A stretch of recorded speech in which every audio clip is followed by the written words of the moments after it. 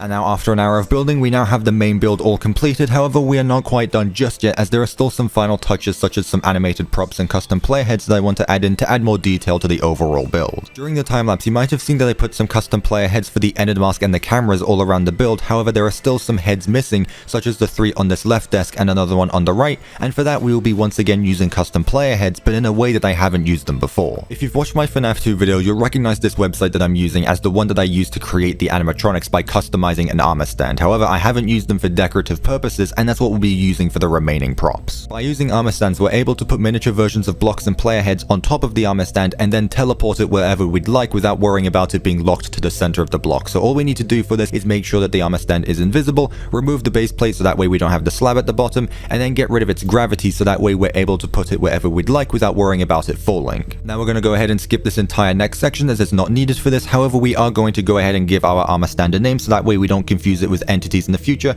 and I'm just going to name it prop number 1 so that way we know what this entity is and we don't get confused with other entities in the future. And now if we take a look at the bottom, we now have the summon command all ready for us, so now all we need to do is take this command and copy it, and then we can head back over to Minecraft and summon it in game. Back in Minecraft, we can now go ahead and paste that command in chat, and now we have the armor stand standing in front of us, but when we put a player head on it, it makes it seem like this player head is floating, letting us be a lot more creative with our decorations. Next, what we're going to do is teleport teleport this armor stand onto this desk here, but first I'm going to put a flower pot on it so that way it makes it seem like this is an actual base holding up the player head. So now we'll go ahead and teleport the armor stand in front of us by using the following command /tp@ename equals prop1, as that is the name of the armor stand that we named, and we want to teleport it in front of us, but we also want to lower it down a bit so that way it's not actually floating directly on top of the flower pot. And with the following command we can now see that this head isn't exactly centered, so we'll have to do a bit more messing around with that, but we can see that the head is now sitting on top of the flower pot, which is something we wouldn't be able to do with a normal player head. After a little bit of messing around, this armor stand is now in the position that I wanted it to be, where it looks like this player head is sitting on top of this flower pot here. And I also went ahead and rotated the armor stand so that way it's facing the player when they're standing in the control module.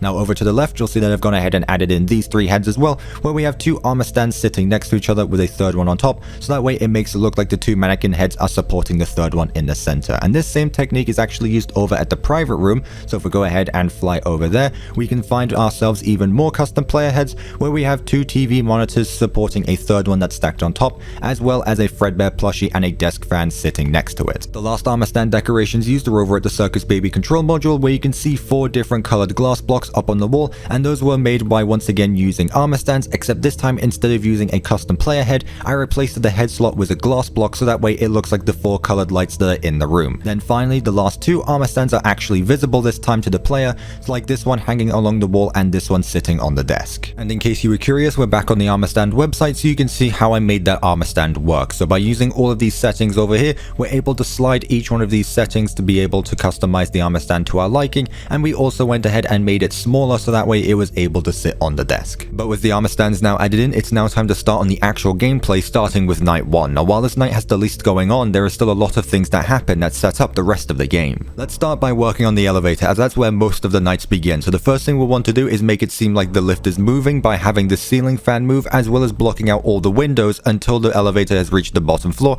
which is when the elevator door will open and then the player is given the prompt to crawl to the vent. And for that we just need some clone command blocks. So the fan is actually quite simple, as all it's doing is cloning 2 different frames of a build, making it seem like the fan blades are spinning around. We can take this one step further, however, by making the light in the elevator move around as well, making it seem like the fan blades are blocking out parts of the light. So for that we need 4 more platforms, but this time instead of having a physical build on it, I've gone ahead and put 4 light blocks on each one that are going to get cloned over to the elevator. So when we have the fan blades as well as the light blocks both being cloned to the elevator, we should see that the light is moving around in a circular pattern just like how it does in Sister Location, making this build feel a lot more immersive. Next we want the sequence to exit the elevator, so the windows and the door are going to be blacked out during the ride, and then when the elevator stops we're going to be able to press this red button and the elevator doors are going to open, and then we're going to be given the option to exit the elevator. Now this has a bit more going on with it, so I'm going to try to explain this as best as I possibly can. So it starts with this command block here which teleports the player to the elevator, which actually starts the entire gameplay sequence.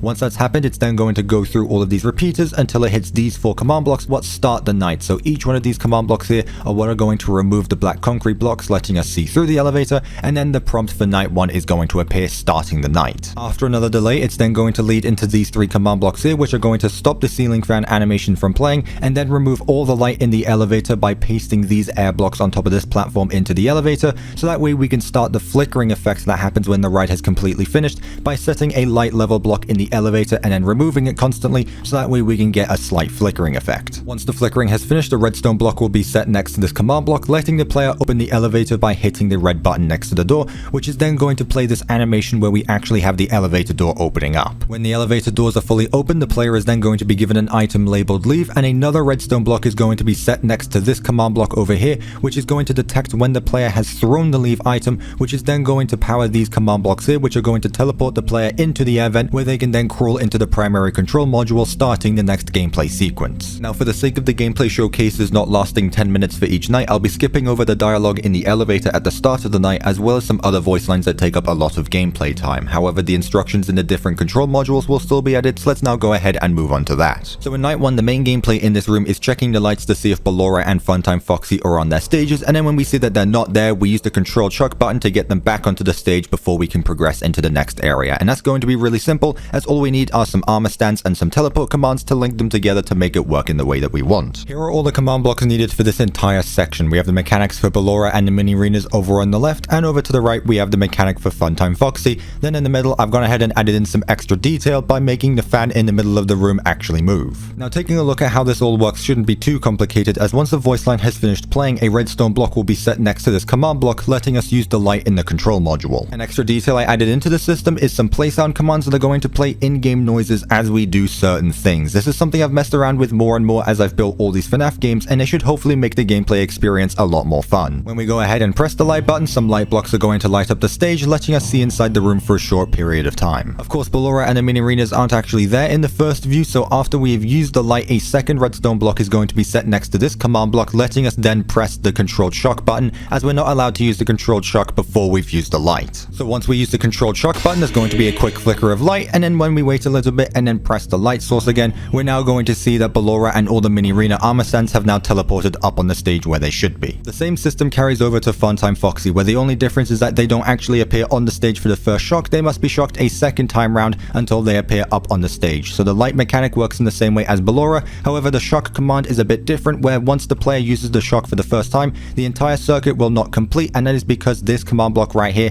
is disconnected from the rest of the system. Once the first controlled shock has been used, this command block will then get activated, which sets a repeater on top of this orange concrete block, which will then power this redstone block the second time the controlled shock has been used, which will then teleport the Funtime Foxy armor stand up onto the stage. So when we check the light in Funtime Auditorium, we should see that no one is currently up on stage, so we'll go ahead and use a controlled shock. We see the same flickering effect as seen in Ballora Gallery, and now if we check the light again, however, we will still not see Funtime Foxy up on stage, so we'll use a second controlled shock where we get another flickering effect, and now if we go ahead and check the light, we should now see that Funtime Foxy has now appeared up on stage. With the mechanics of the main control module finished, I've gone ahead and added in the same leave room function that the elevator has, as well as completing the mechanics for the Circus Baby control room, as it works in the exact same way as the other two rooms do. The only difference is that we don't actually see the animatronic this time around. What's great about having these three rooms finished is that for future nights, only small changes have to be made, as the core mechanic is still there. The only thing that changes is what's seen through the glass each night. So with that, we only have one thing remaining for night one, and that is the vent crawl sequence to get to each different room of the location. So let's go ahead and move on and see how that's going to work. So my idea for the vent isn't to actually use any of the vent builds from the physical location, but to use a separate build for both vents every time. We'll use the vent when the player exits the elevator and goes to the main control module for this example. So when the player throws the leave item to go inside the air vent, the player is then going to get teleported into that position, and then a redstone block is going to get placed in the system down below. When the player gets teleported to the air vent, these two command blocks down here are going to detect when the player is standing on top of each one of these blocks, and then give them a slowness effect, so that way it makes the vent travel seem a lot longer. When the player steps on top of the final block in the vent, any one of these command blocks are going to detect it, depending which one is powered by a redstone block. Since we're doing the elevator one, however,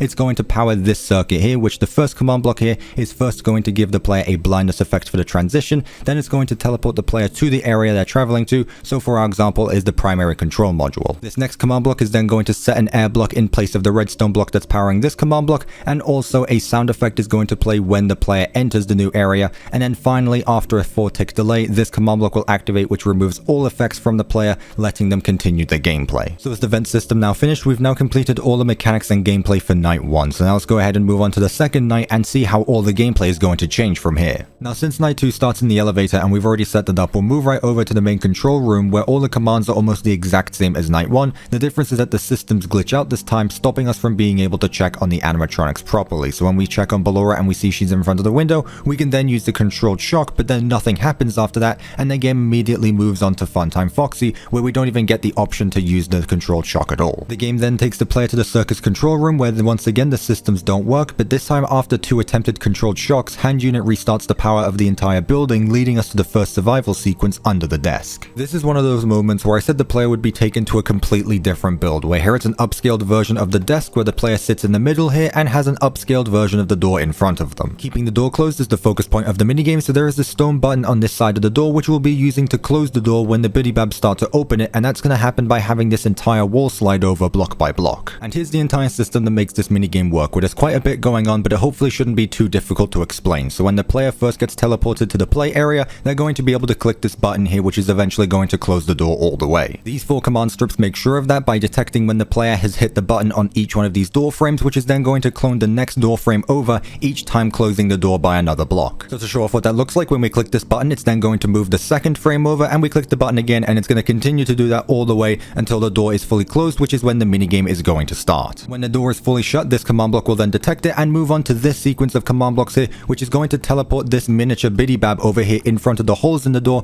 before starting a small sound cue, and the door starts to open. The opening mechanic itself is nothing too special, as it involves what I like to call a music box design, as it's the exact same circuit we used for the Puppets music box in FNAF 2. So without going into too much detail, as I've already gone over this in 2 separate videos, these items inside of this chest are slowly going to get funneled out from that hopper, which is then going to unpower this redstone line, eventually turning on these redstone torches, which will then clone a different frame of this door up to the main build until it's been fully opened. Once the door has been opened up to a certain point, the final torch will activate, which is going to teleport the bidybab in front of the player for a jump scare. So to stop this, all the player has to do is hit the button on the door frame, which is then going to activate these command blocks here, which are going to let the boat items from these 2 top chests to funnel into this chest, which is then going to power back up this redstone line, reclosing the door. After the player has closed the door twice, they will then win the minigame and are then given another leave prompt item to return to the control module and ready to move on to the next area. And that next area is the Ballora Gallery, as the player has to cross the room in order to reach the breaker room on the other side. Now this is where gameplay is going to get really interesting, as Ballora is sound activated, meaning we can only cross the room at a certain speed to avoid getting jump scared. And with this system here, I've come up with a way to make that work by having command blocks detect when the player is standing on top of a certain block, which will then trigger the music that Ballora plays with no blocks that are above the room, and if the player moves off the block they're standing on when the music is playing, it will then lead to the jump scare. Once the music stops, the player is then safe to move on until the next time it starts to play. Now there is a scripted event midway through the room where Ballora moves right in front of the player, and I was sure to add that in by using another command block that detects when the player has made it to a certain point,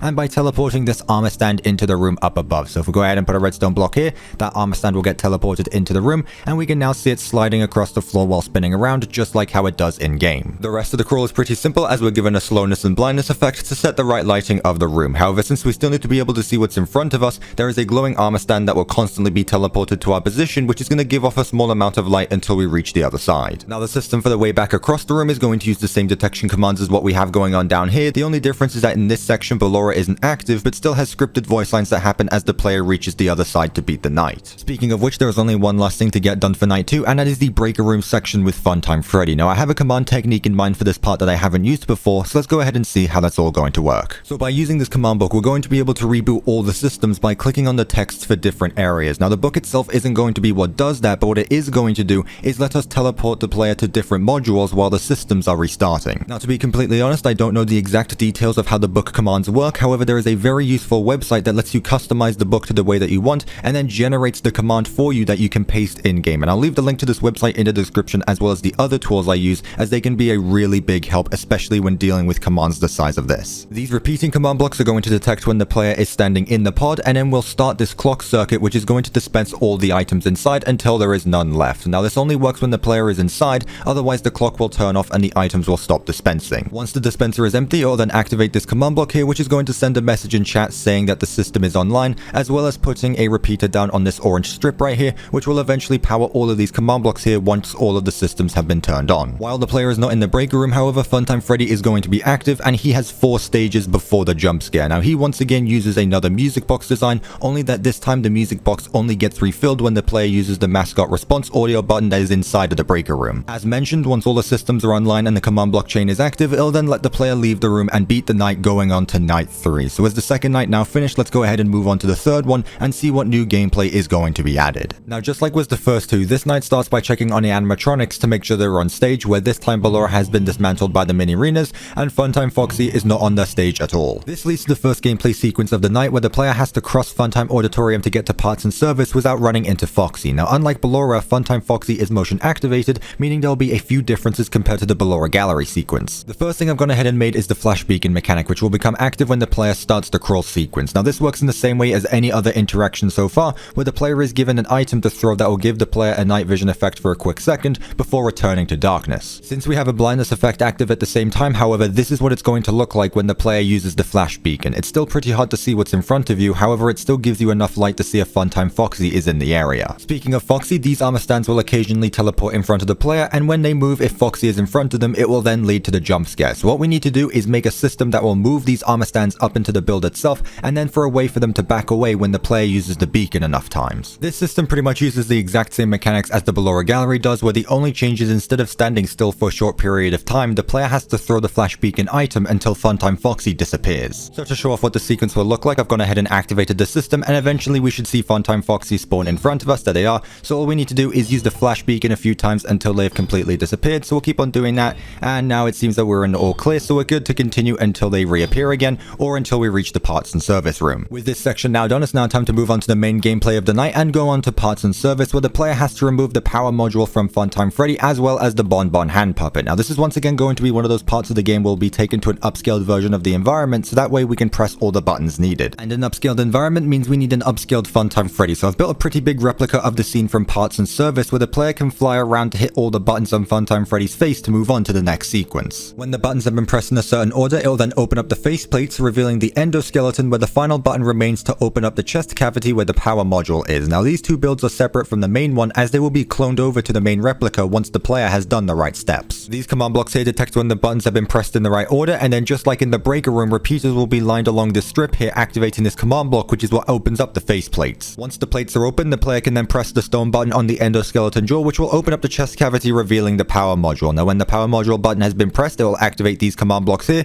which are going to replace the Freddy armor stand in parts and service with this one without the face plates or without Bonbon, as now the player is going to get taken back to the main build, where the next objective is going to be to deactivate Bonbon. This part is going to work much different than anything else we've done so far, as the player is going to have to look around to find Bonbon and then break the armor stand to deactivate it. So just like we see here, the armor stand will occasionally teleport around the player before disappearing again. This works by having a randomizer with 8 different outputs, teleporting the armor stand to a random position around the player before teleporting it away again where the player cannot reach it. If the player doesn't break the armor stand in time, this timer will set off a jump scare ending the run, but if the player does break it in time, then this command block over here will detect it and put a redstone block here, which will then activate all of these command blocks here, shutting off the system completely, teleporting another Bonbon up to Funtime Freddy's shoulders, and then it's going to give the player a prompt to leave parts and service. This leads us to the final section of the night, which once again requires the player to go back through Funtime Auditorium. However, this time there is a scripted Funtime Foxy jump scare that happens midway through the room, which takes the player over to night 4. So now that we're all done with the gameplay of the third night, let's go ahead and move on to the next night. Now the entirety of night 4 takes place within the scooping room, where the player has to wind up spring locks while defending against the mini-renas climbing into the suit. And once again, I think it will be best to use a different build other than the actual scooping room,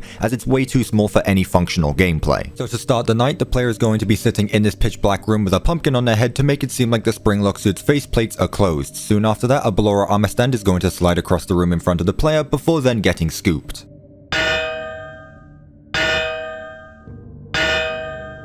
After the cutscene plays out, the pumpkin will be cleared, and the player is then going to be taken to the play area, where I've built a version of the suit with open faceplates with 5 buttons on each side to represent the spring locks that the player will need to wind up. Before we start on the spring locks though, I wanted to show how the second mechanic will work, and that being the mini-renas that climb up the sides of the suit. Now this actually uses the same command as the spinning Ballora armor stand does over at Ballora Gallery, except this time they will be moving in a vertical motion once they get teleported to the sides of the suit during the night. We'll use this wall here to test it out, so when the armor stand gets teleported to this bottom block, it will continue to keep on moving upwards as long as there is a light blue concrete block 2 blocks away from the armor stand. So when it reaches the top, we'll see that it will stop moving completely, but if I go ahead and keep on adding in some concrete blocks, we'll see that it will continue to move upward. Now for the actual gameplay, we're going to have another command block that's going to detect when the mini-rena has made it to the top of the spring lock suit, which is then going to lead to the jump scare. So if we go ahead and test this out, we'll teleport the mini-rena to the bottom of the spring lock suit, and once it eventually reaches the very top of it, it's then going to lead to the jump scare, ending the player's run. So to prevent the jump scare, we have these 2 systems here, which are going to detect when the player moves from left and right, triggering a sliding down animation before the mini-renas teleport back to these command blocks. So just like how the mini-renas move up when there is light blue concrete, they will also move down when there is red concrete. These pillars of concrete on both sides of the build are going to get replaced with red concrete for a few seconds, allowing for the armor stands to fall back down to the bottom before teleporting back to the commands before they return again later on. So to show off what that looks like, let's activate both mini-renas and now go in the play area and start moving from left and right. So after a few movements,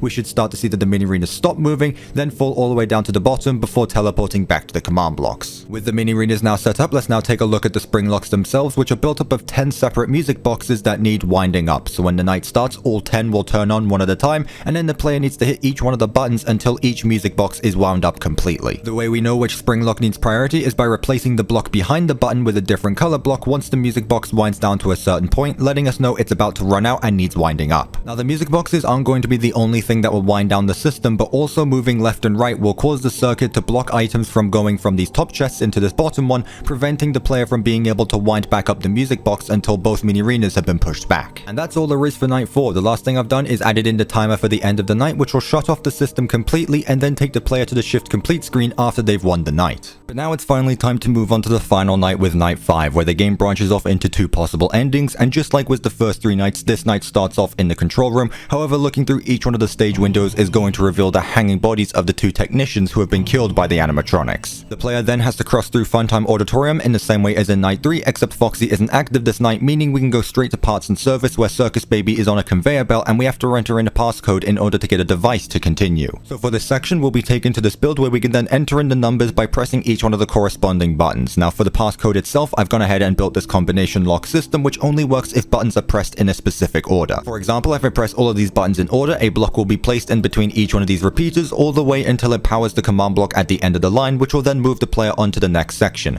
However, if we go ahead and press one of these buttons out of order, a different block is going to be set in between each one of these repeaters, and these repeating command blocks here are going to detect it and then power Enid's jump scare. So say I press this button all the way at the end here, a different block will be set and we get the Enid jump scare. So while there's not going to be a random password every time we play this section, we will still need to input the right numbers into the keypad when they're given. To get the numbers in the order that we want, we have these /execute command blocks that are linked to each button on the keypad. Now the way we know which digit to plug in is by these tellroar commands that are going to send a message in chat indicating the next number that the player needs to plug in. Once the correct code is put in, we then get taken back to this room and just need to hit the button to our left, which is then going to turn on the conveyor belt and take Baby to the scooping room, and then we can go ahead and get the prompt to take us back to Funtime Auditorium and go to the scooping room ourselves. On the way there is another gameplay section, which is essentially a combination of the Ballora Gallery crawl as well as the Funtime Auditorium one, where Enid guides the player to get to certain areas in the room to reach the scooper. So just like the Ballora section, when we get the indication to stop, a redstone block will be set on top of this block right here, which will be detected by this command block, which will activate the first part of this AND gate here. Now if we were to step off that block, the second part of the AND gate would activate and activate the jump scare. So the way we prevent that is just by waiting a few seconds for these repeaters to activate these command blocks, which will then remove the redstone block here and give us the indication to move forward. If the player takes a left turn in Funtime Auditorium, they will then be put in front of the scooper itself, where Enid is watching from behind a glass window with all the suits of the animatronics scattered along the floor. This command block here is going to detect when we're at that position and will play some dialogue lines, eventually leading to Enid disappearing before the scooper activates by cloning these 3 frames of the scooper up to the main build, which gives the build some animation as it hits the player. Once that's happened, the screen will go dark, finishing the game and getting ourselves the first of 2 endings. However, if we decide to take a right turn in Funtime Auditorium, we will then be taken to the private room, which turns the game into a FNAF 1 remake, where there are 2 doors and a vent in this office that we can close to defend against Enid until 6 AM. Now starting with the doors, these use the exact same design as what I used for the FNAF 1 recreation, where once the button is pressed, door frames underneath the build will be cloned up to this position in a set order, giving them a closing and opening animation. The same works on the door on the other side of the office as well as the office air vent. This execute command block is what detects the button being powered, which then runs into this toggle flip-flop, swapping between whether the doors are opened or closed. However, unlike FNAF 1, there is no door light to see inside the hallways, meaning we need to check the cameras to see if Enid is there or not, so let's go ahead and move on to that next. Now the cameras use the same setup as what I used for the FNAF 3 build, as it's my most reliable design so far and still works for this build. So once the night starts, redstone blocks will power all of these command blocks and give us all the items needed to travel to each one of the 7 cameras around the building. Every time we throw an item, our inventory will be replaced by the items in these chests, letting us see what camera is selected by replacing the items in our inventory with a lime green color. And that's all that's needed for this entire setup. The only thing we need to add in is the actual teleport command blocks that'll take us to each one of the camera positions, and then we'll be completely done with this entire system. So with the cameras now set up, we can now go ahead and take a look around the entire building by throwing each one of the items in our inventory that correspond to the camera that we want to look at. Then when we're done and we want to exit the cameras, all we need to do is throw the office item and we'll be taken back to the security office. With the doors and cameras added, let's take a look at the power system, as both of those mentioned features drain power as they're being used. So when any of the doors or cameras are activated, they will then set a redstone block on top of this block right here, which will power this repeating command block, which will constantly replace this redstone block here with a block of air, which will then let all the items inside of this hopper funnel down into this chest. Now when all the items have left the hopper, it will then power this redstone torch, which will then let us know how much power is remaining. If all the hoppers are empty, then the building will hit 0% power, which will activate all of these command blocks here, which is first going to open up all the doors while cutting off access to them, and also turning off the entire camera system, preventing us from using any more resources and leaving us defenseless. With all of the gameplay functions now added in, however, it's now time to move on to the animatronic of the night and add in Enid. Now Enid is another complex character, as they can be in every camera in the private room as well as have multiple stages in each hallway, so I'm guessing this will have similar designs to the way that Springtrap and Nightmare Fredbear acted in previous previous games, as they both share some same mechanics as Enid does, but hopefully this shouldn't be too complicated, so let's go ahead and check it out. To get started, there's one thing I always like to do with these FNAF games, and that's getting every pose needed that Enid has in each camera, as well as having all the teleport commands to where each armor stand is going to go. This just makes things much easier, as now if I want the command block to move Enid to a specific area, I just need to copy these command blocks. So to begin the first movement pass, there's going to be this timer that counts down to when Enid is going to move next, which will then trigger this randomizer, giving Enid a 50-50% chance to go one way or another, so for this first example, either the left or right corners. This same build is going to be used many more times to get all of Enid's possible movements. Now while there are a lot of possible paths to take, meaning there's going to be a lot more systems to add, it makes Enid's movement unpredictable, as no path will ever be the same due to the randomizers. Once Enid eventually reaches an office door, this redstone block will be removed, starting this timer here, which is going to count down to when the jump scare happens, but also to when Enid is going to leave the office door. Now this sounds a bit confusing, but there is a reason for it, as when this hopper empties, it will activate both of these redstone torches at the same time, but the jump scare commands will activate before the restart ones do, as these ones have a slight delay to them. So to prevent the jump scare, this redstone dust will be removed when the correct door is closed, meaning that even when the timer ends, it won't be able to trigger the jump scare and will instead power the commands that restart Enid's entire system. Now if the door were to be reopened before the timer ends, the redstone dust will return and let the jump scare play out. Now the way we make Enid's cycle restart is by cloning a filled timer to the position where it needs refilling. This is because the redstone block gets removed when the timer starts, letting all the items inside the hopper funnel down into the chest. And since we want to be able to reuse timers in the future, the timer needs to replace itself after every use. And that's the rundown of how Enid works, and it's honestly very similar to the way that I've made animatronics work in the past FNAF games. But now we'll go ahead and add in the rest of the movement patterns so that way Enid can be completed, and then we'll almost be done with the private room. With the system now all done, here's what everything looks like, as there is a lot more going on than previously shown, and there is also a few extra details that I've added in, such as some play sound commands that will play in-game noises every time Enid moves. But with that, there is only one more thing remaining to get done with the private room, and that is the time system that will count down the hours from 12 to 6 AM. This design is the exact same as used for the power system, where after all the items inside the hoppers are funneled into the chests, this redstone torch will activate these command blocks, which will put a boss bar at the top of the screen letting us know what time it is. Now as you see there in chat, there are some voice lines playing, and that is because Enid will occasionally try and distract the player by talking to them, so at the start of every hour a voice line will play by powering each one of these command block strips, trying to distract the player. When 6 AM hits, all the systems will turn off and the player will then be teleported to the shift complete screen, beating the night and getting the second ending. And with that, we now have a completed private room, finishing all 5 nights of gameplay and completing the Sister Location map. Now there is one final thing that I need to add in, and that's the voice lines that play throughout the 5 nights. Now like I mentioned earlier on in the video, I will not be including every single voice line in this recreation, and I'll only be adding in the important ones that get the point across, as I don't want the gameplay for each night to last longer than it should, especially when they hold up the gameplay. The voice lines themselves are all separate tell roll commands that will be powered once a certain action has been done by the player. Now since multiple characters talk during each night, each character is going to have a set color to represent themselves with. And again, I do want to say that only the important dialogues were added in, which is why night 4 only has one voice line in it, when it could instead be double the length of night 2 without even having gameplay advice. But with just under 2,000 command blocks later, every feature has now been added, and this Sister Location recreation is now all completed. It took a much longer amount of time than the previous 4 games did, however I would say that the work was definitely worth it. So now it's finally time to put what we've made to the test and see if we can survive all 5 nights of Sister Location in Minecraft. I hope that you enjoy it, and let's see how we do. Alright, so getting things started with night 1, of course we begin inside the elevator, waiting for the ride to end so that way we can begin our shift and get things done. So there we go, night 1 has now officially begun. We have the title up on screen. Now all we need to do is wait for the text to appear, letting us know that we can exit the elevator by using the bright red and obvious button. So let's go ahead and press it. The elevator doors open up, and now we get the prompt to leave and go into the air vent, so that way we can go ahead and begin our shift. Now there's a lot of text in chat. I'm not going to be reading it, at least not all of it, as it really is just copy pasted from what we've heard in Sister Location. However, if you are interested, you can go ahead and pause the video and read through it all if you'd like. However, I'm probably just going to be skipping over most of it during the gameplay. So here we are in the primary control module, where now we need to check on Funtime Foxy and Ballora to make sure that they're up on stage as they should be. So let's go ahead and start things off by checking if Ballora is on her stage. No one is currently there, so let's go ahead and give Ballora a controlled shock that will hopefully motivate her. Let's go ahead and check the light again and see if Ballora is up on stage, and there she is alongside all the mini arenas up on stage just as they should be. So now let's go ahead and move on to Funtime Foxy, make sure everything is doing alright there. Of course no one is up on the stage, so let's go ahead and motivate Funtime Foxy with a controlled shock. And let's check the light again, see if Foxy has appeared. No one is still there, so let's go ahead and try a second controlled shock. And now after that, let's go ahead and check the light again and see if Foxy has appeared.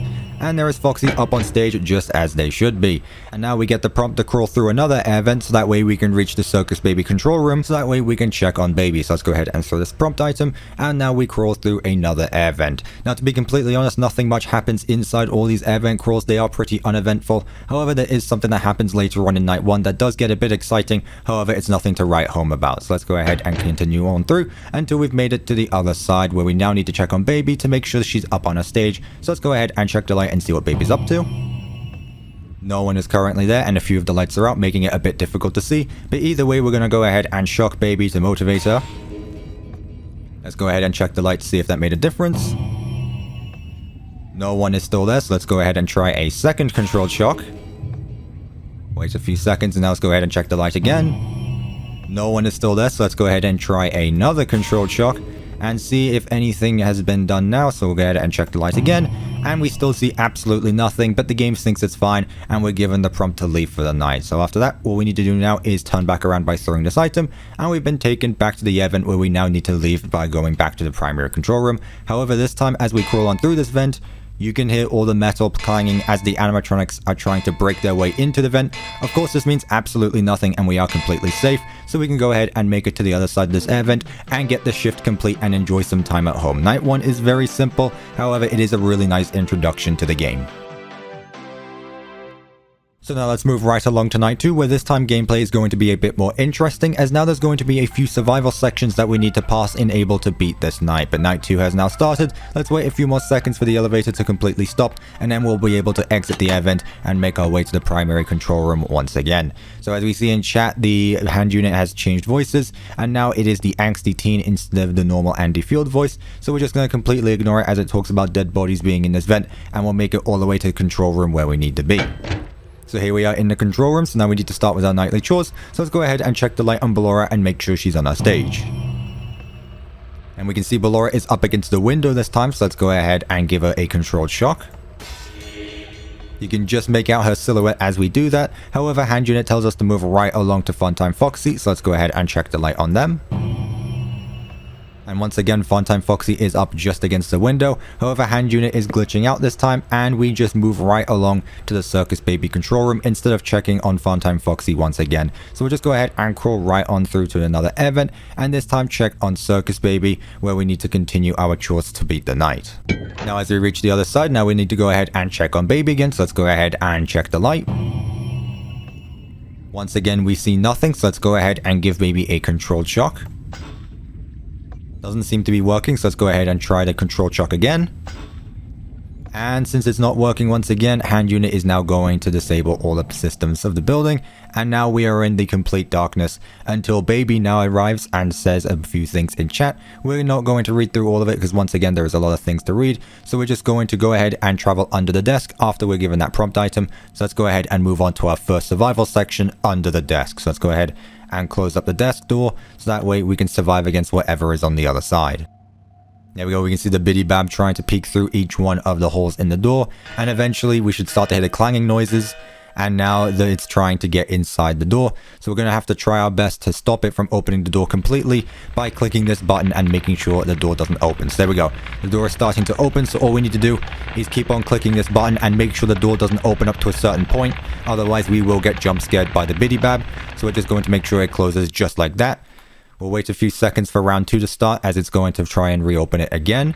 So wait for that, there it is. So then we just need to keep this door closed all the way, and that way we won't get jump scared by the Biddy Bab. So we just need to keep on clicking this button, make sure that the door doesn't open up all the way, and just like that we've beaten the first survival section. And now Baby is telling us what to do in chat. So long story short, the hand unit is going to tell us to go through Ballora Gallery as fast as possible to restart the power manually. However, we need to listen to Baby, and we need to sneak through Ballora Gallery instead of rushing it. So there we go, we're now given the prompt to leave the desk and go back to the Circus Baby control room, and now go through the event once again to reach the primary control module. And now we reach the other side of this vent, and now we're back here once again, and now we are given the prompts to enter in the Ballora Gallery using the air vent. And this is when we are going to have to pay close attention to any audio, as every time we move, Ballora is then going to play her music trying to get closer to us to jump scare us. So we're going to have to be really quiet while listening to any audio, and as you can see it is completely pitch black, so we're going to have to use our ears for this.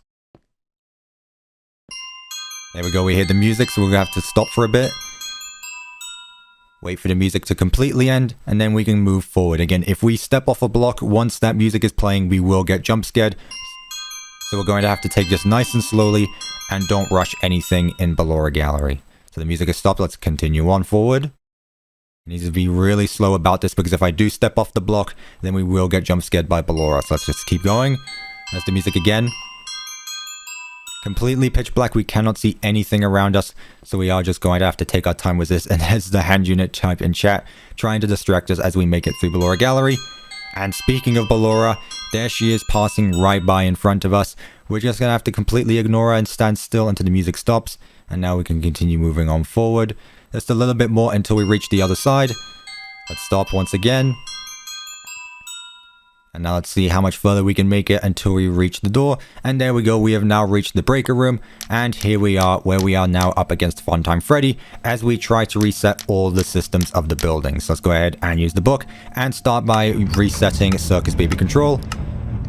We can hear Funtime Freddy moving in the background, so let's try and get this one done. There we go, Circus Control online. Let's go ahead and return to the room, and yep, there's Funtime Freddy. So let's go ahead and use the system restart. There we go, hopefully that'll send Funtime Freddy back. Bon Bon is talking to Funtime Freddy, trying to distract him and luring him back to the stage. There we go, just like that, we are now good to go. So let's now continue on to do the next system. 25%, 50%, 75%, 100%. There we go. So let's go ahead and return once again. And Funtime Freddy has once again moved, so let's just call him back to his stage. We'd rather be safe than sorry when it comes to things like this. There you go. You can see Bon Bon and Funtime Freddy bickering back and forth, trying to talk to each other. However, on the other hand, we're just going to continue right to Funtime Auditorium and try to get this next system fixed up. So let's wait, 75%, 100%. Let's go ahead and return. Funtime Freddy is still there. We may have a bit more time. We don't have to lure him back completely. So let's go ahead and move on to parts and service. I think I skipped over Ballora Gallery there. I don't think it matters. We can do it all in the same order. So there we go. Parts and service is now online. We'll turn back. Yeah, there's Funtime Freddy there now. So let's go ahead and lure him back a bit. We don't want him to be too close. He does have 4 stages before he gets to us. So I think the second stage is about as far as we want to get. And that's Funtime Freddy back up on stage. So let's actually go ahead and do Ballora Gallery this time, since I skipped over it. So there we go, 25%, 50%, 75%, and 100%. So let's go ahead and return. There's Funtime Freddy. Let's just go ahead and send him back by using the mascot response unit. And soon, there we go, we hear him moving again. So next is going to be to restart the elevators. So there we go, 25%, 50%. We can see Funtime Freddy in chat as well, trying to talk to Bon Bon. So there we go, elevators online. Let's just send them back again. We might as well rather be safe than sorry. However, we are almost done, so we might as well just get the last 2 done while we're at it. So, observation 1, let's go ahead and get this done. Ignore Funtime Freddy, he should be pretty good at the time we get this done. There we go, observation 1 online, where is he? He's still at stage 1, so we can go ahead and finish up observation 2 without having any troubles. So we're just waiting for this to be done. 75% and 100%. And we've now beaten the section. And we're now given the prompt to go back through Ballora Gallery. So that way we can beat the night. So with that, we've now beaten the Funtime Freddy section. So let's go ahead and throw this item and be returned to the Ballora Gallery, where we now need to cross this room once again. So once again, we're going to go through this nice and slowly to make sure no one gets us. However, it just seems that Ballora is going to be talking to us this night. So we can just go ahead and walk on through. There is no threat in this part. All we need to do is reach the other side of the room. So that way we can beat the night. As Ballora is constantly talking to us, there is no need to worry about anything. We'll just go ahead and reach the other side, and then we can go ahead and beat night 2, finishing off the first proper night of gameplay where we have to survive against the animatronics. So night 2, pretty simple, a lot of fun, and hopefully you did enjoy that. Night 3 is up next, and once again we will be required to beat some survival tasks in order for us to complete the night. So there we go, night 3 has now begun. Let's go ahead and wait for the elevator to finish, so that way we can open up the door and travel through the air vent to go to the main control room. So there we go, let's go ahead and open the door, go in the air vent, and now let's go ahead and travel all the way to the main control room.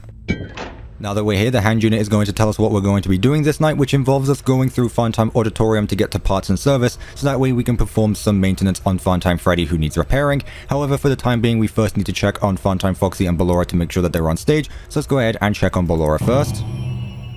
And Ballora has been dismantled by the main arenas. The hand unit doesn't say anything about it, however, so we're just going to move on straight to Funtime Foxy.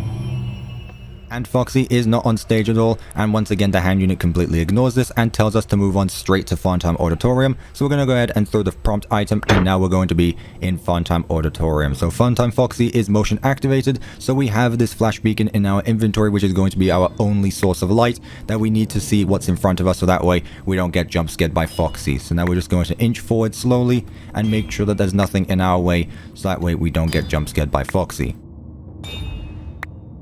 Let's just keep on going. There's Foxy, alright, so we need to keep on flashing the beacon until they disappear, and eventually we should be in the all clear and good to go. It seems Foxy has disappeared. Alright, let's keep on going. We want to be safe than sorry, so we're going to keep on using the flash beacon almost every other block, so that way we don't end up running into anyone. So let's keep on going. No one is our way for the time being. There's Foxy. You can hear the footsteps actually. There's Foxy again. There's Foxy, another one. And maybe we're in the good now. Yep, it seems we're in the all clear, so let's keep on moving. Use the flash beacon again. Luckily, there's no limit on how much you can use the flash beacon. We only need to move when there's no Foxy in the way, because if there is, we will get jump scared. So let's just keep on moving. There's Foxy again. So let's keep on flashing. Yep, really close to us this time, so let's just wait it out until they disappear. And it seems that we are in the good to go again, so let's move a little bit more forward. No one is in our way, so let's go a bit more. Still no one. Alright, let's keep going. It's about time Foxy appears again, so I'm being very careful. Yep, there we go. Just as I say that, Foxy has now appeared in front of us again. Right in front of us right there, so we'll just stay still.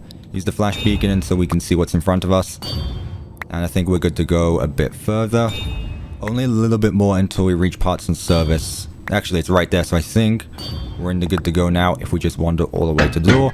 And there we go, we're now in front of Funtime Freddy, where we now need to begin the parts and service procedure. So we're going to go ahead and get teleported to the big version of Funtime Freddy here, where hand unit is telling us to locate the small button under Funtime Freddy's right cheek. So we'll go ahead and move over to Funtime Freddy's right cheek and press this button right here. There we go, so now we need to find the button under his left cheek. So let's go to the other side of Freddy and click the button just right over here. Now we need to press the button just next to Freddy's right eye, so this birch button right here. And finally, locate and press the button just above Freddy's nose, so this black stone button here. And that will go ahead and open up the faceplates, revealing the other button that we need to press to open up the chest cavity, which is this button right here. So let's go ahead and give that a press. And now the chest cavity is open, so now we can go ahead and remove the power module from Funtime Freddy by clicking this button here. And there we go, so now we need to remove the secondary power module from the Bonnie hand puppet. So we've been returned back to parts and service, where we now need to find the Bonbon hand puppet and break it. And now, like we saw earlier on, it teleports all over the place, so hopefully we'll be able to catch it in time. There we go, so now Bonbon has been caught, and now we can go ahead and leave back through Funtime Auditorium again to beat the night. That was pretty nice, pretty simple. So let's go ahead and turn back now and go back through Funtime Auditorium. And once again, watching out for Funtime Foxy, who isn't actually going to appear this time around. We are going to get that scripted jump scare near the end though, so let's just keep on moving forward, using the flash beacon just so we can see a little bit in front of us. And then we should be all good until we reach that moment, so keep on going. I'm braced for it, I know it's coming, so any second now, once we get to a certain block, we will get that scripted jump scare. So continuing now on to night 4, this game takes place entirely within the scooping room, where we need to wind up all the spring locks and defend against the mini-arenas who are going to be trying to crawl inside the suit. However, before we get into any of the mini-games, however, we're first going to need to watch this cutscene as it plays out, which is going to be Ballora moving in front of us on the conveyor belt, before then getting destroyed by the scooper. So any second now, we should see the scooper arm activate, and then it will destroy Ballora. And now Ballora is looking at us, and any second now the minigame will begin, and here we go. So the first thing we want to do is keep all of these spring locks wound up. I'm not entirely sure what the best strategy for this is going to be. I'm just going to do what I did when I play tested this. However, I'm not entirely sure if there is going to be a good strategy for this Minecraft recreation. Maybe not. I mean, maybe the best thing to do is just going to be to hit all the spring locks actually, as that one has gone down to orange already. And here come the mini arenas. Let's go ahead and get rid of them by moving left and right. There we go. So yeah, they have 3 stages. I mentioned this earlier on in the video when we walked on night 4. the buttons start at green, then they go down to orange, and then red as their final stage. And once they hit red, it's pretty much done for us, as it's going to be really hard to wind them up, especially as we're paying attention to the mini arenas who are crawling up the suit. And speaking of which, here come the mini arenas. So let's just get this one quickly, and let's move left and right, get rid of the mini arenas. There we go. All right, we really want to equal out the amount of attention we spend on the mini arenas, especially when we have some spring locks winding down, just like these ones here. So let's get all of these orange ones out of here. We want to keep them all at green, because again, as soon as any of them start going down to orange, it's going to be really hard to balance out the mini arenas as well as the spring locks. So as long as they don't go to red, then we should be fine. However, I would prefer to see all of them at green and just continue this cycle until we beat the knights. So let's just keep on at it. These two are still orange, so let's give them a bit more attention than the others, and then we'll go straight back to winding up the other spring locks. So there we go. Here come the mini arenas again. Let's get rid of them and then move immediately back to the left side. Let's get all of these spring locks wound up, as it's been a while since we paid attention to them.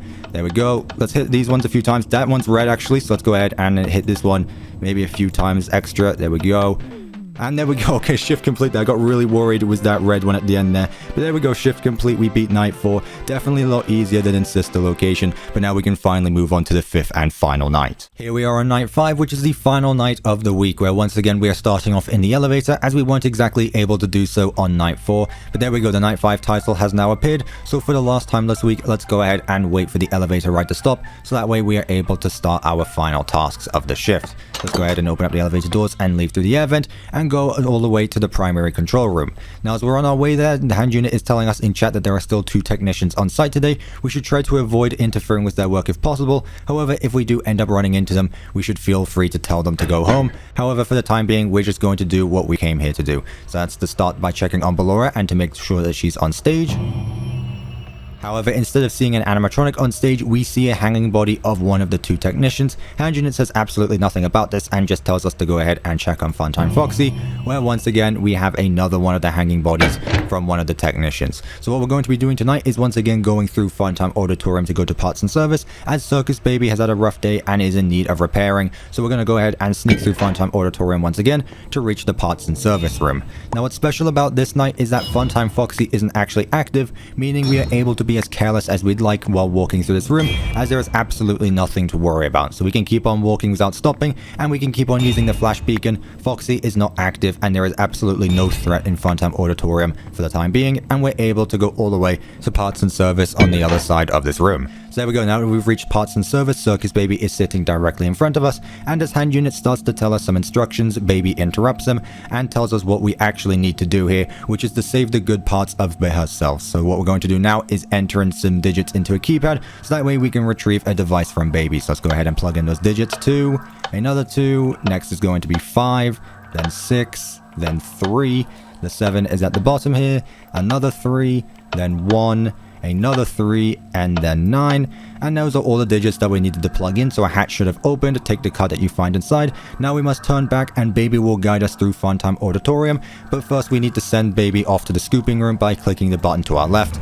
and that's going to move Baby down the conveyor belt all the way to the scooping room. So while we wait for that, it will then tell us the prompt of what we need to do when we go back to Funtime Auditorium. So as we see there in chat, we must follow Baby's instructions in Funtime Auditorium, as Ballora is going to follow us. So we need to pay close attention to what Baby is going to be telling us as we re-enter this room, as now there's actually going to be a threat. So let's go forward, and then we need to stop. So we really need to pay close attention to what Baby is telling us, otherwise we will get a jump scare. So go forward and take a left turn. So let's keep on going, and now let's take a left turn, keep on going until we're told to stop. Eventually we should see that. There we go. Stop, be silent. So let's stop moving for the time being.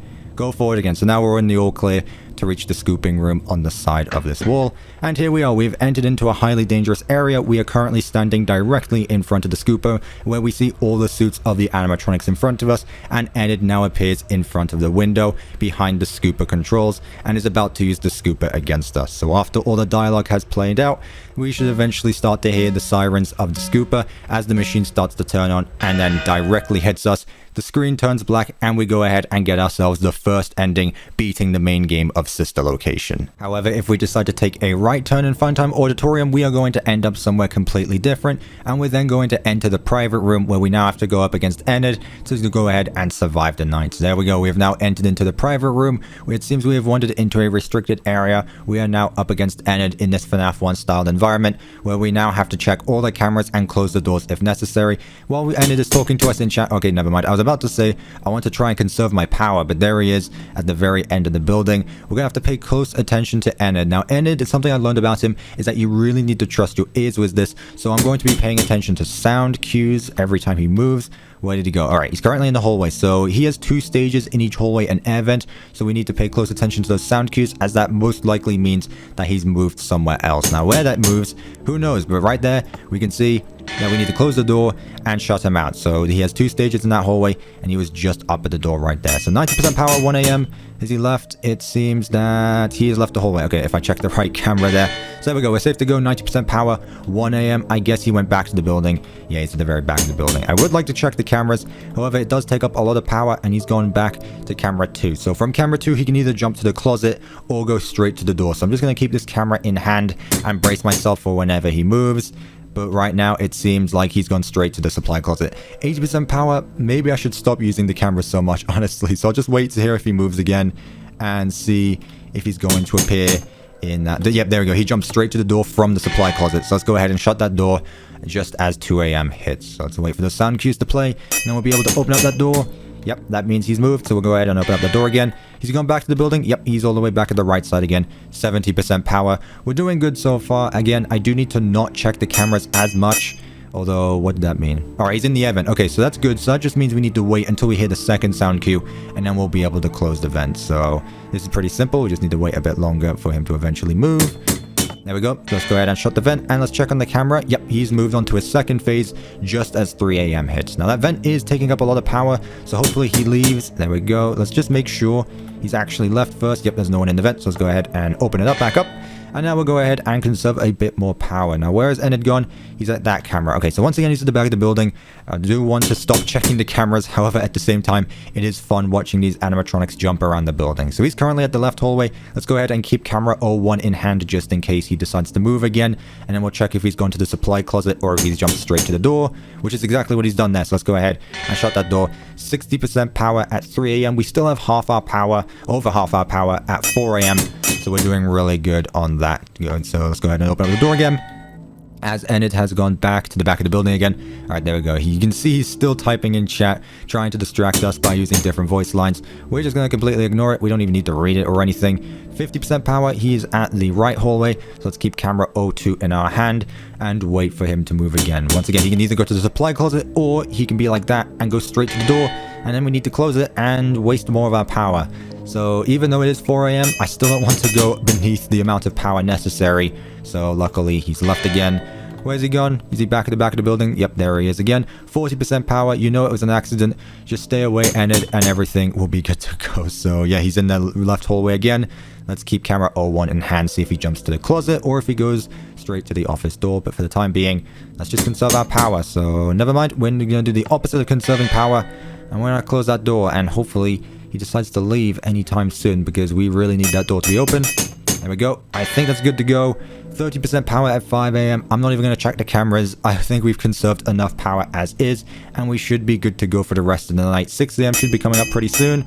Maybe it's good to check the cameras one more time. Let's go ahead and see. Never mind, I will find a way out. Shift complete. We gone ahead and beat the night in the private room. That was really, really fun, actually, and we got ourselves the second ending, completely finishing up this Sister Location gameplay. With the private room now beaten and both endings achieved, we have now completed all of the gameplay from this Minecraft Sister Location recreation. However, we are not quite done just yet, as we still need to check out all the jump scares from all 5 nights. So to wrap up this video, let's go ahead and check them all out.